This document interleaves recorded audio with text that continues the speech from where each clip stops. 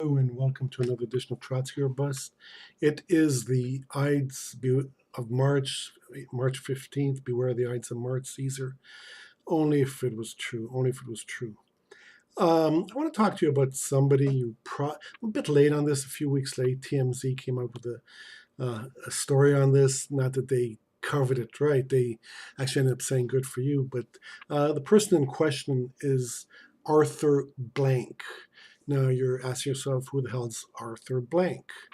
Well, Arthur Blank is one of the founders of Home Depot. He also owns the Atlanta Falcons, the football team. He's worth approximately 4.7 billion, almost $5 billion. And what happened a few years ago, they built a stadium. It's called Mercedes-Benz Stadium. And guess what? Though he couldn't very Arthur Blank could afford to pay for the stadium, why not have the taxpayers kick in? I think they kicked in about 200 million, and they're going to take care of certain maintenance and costs. Not that because of course the team can't afford it; it's only worth billions. Taxpayers have to do it. So initially they gave him $200 million. So the story on TMZ was all these NFL owners are now buying yachts.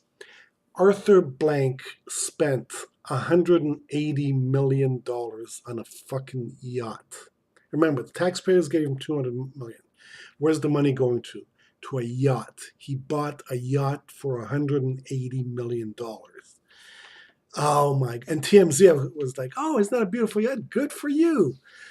Well, of course, TMZ is owned by, I don't know, Warner or some AT. They're owned by billionaires, so of course they're going to say that.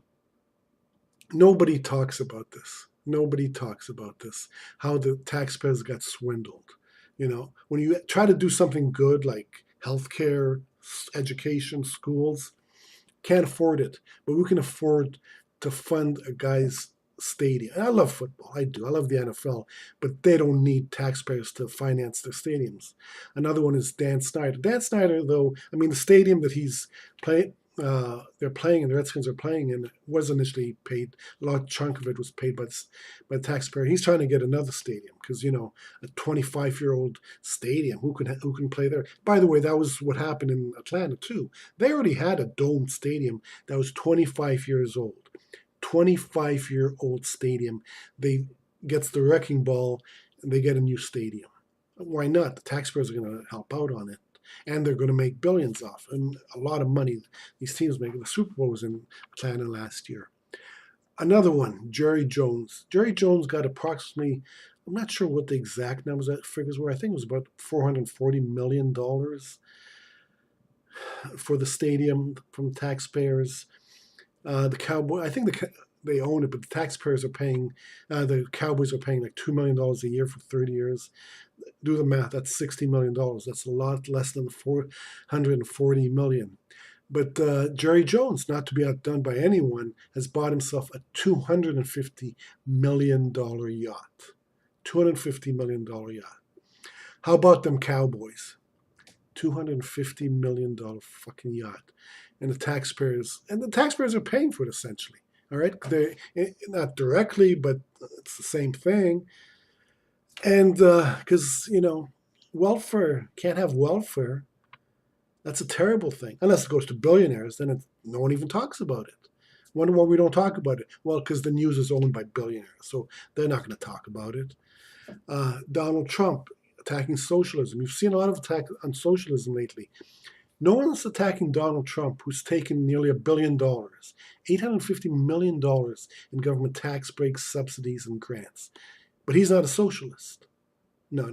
It's only socialism when it helps poor people. When the banks get bailed out, it's not socialism. I don't know, I've heard of figures as high as 10 million homeowners lost their homes. They didn't get bailed out. The bankers, they kept their mansions. They get socialism. Everybody else got capitalism. GM, same thing. Socialism for the shareholders. They got bailed out. And now they're closing plants. The workers get capitalism. Now, I don't mind bailing out the banks or GM because we had to do it. We had no choice. But again, what they do is this: they like Fox News. The people on Fox News say, let them go under. That's capitalism. No, no. They do it on purpose. They know it's never going to happen that we're going to let the banks go under. All right. So they give us two options. One, really shitty ones, which let them go under, and one, shitty ones, bail them out.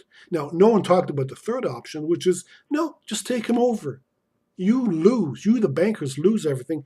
We, the government, the taxpayers, are going to pay for it, bail you out. Instead, we're just going to take the bank from you, and you don't get anything because you would have lost it anyway.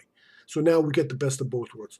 No one ever gives you that third option. Same thing could have happened in GM. Had it happened in GM, they wouldn't be closing the plants. The voters wouldn't allow them to close the plants and ship the jobs overseas. But no, they were given two bad options. One is let them go and destroy the economy, or bail them out. No one's about nationalizing it. Nationalizing it is out of the question. All right, you have to bail out billionaires. Billionaires get to keep their mansions, you lose your home. Shareholders get to keep their shares in GM, workers are out of a job.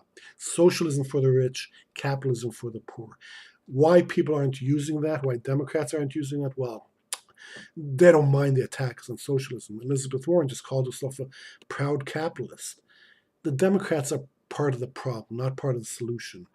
And we do need a third party. That's 180 fucking million dollars on a yacht, on a boat for 180. Think what you could do with 180 million dollars. Holy shit! Holy shit! You can just, the average American makes 50,000 a year.